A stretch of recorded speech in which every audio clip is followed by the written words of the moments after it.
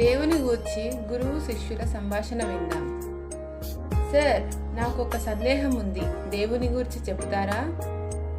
Yes, అడుగు, చెప్తాను. ఏమిటి నీ సందేహం? దేవుడే మానవునిగా అవతారం ఎత్తి యేసుక్రీస్తుగా వచ్చాడా? తెలుపండి.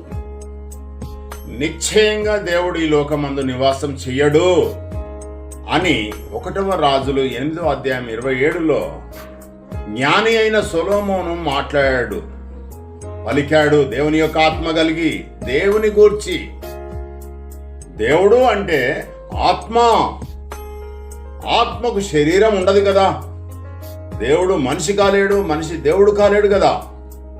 కానీ దేవుని యొక్క గుణగణాలు కలిగి బ్రతికితే స్వర్గలోకం ప్రాప్తిస్తుంది. నీకైనా నాకైనా ఆయన సన్నిధిని అనుభవించాలి మనం అందరము. అర్థమైందా శిష్య? అర్థమైంది.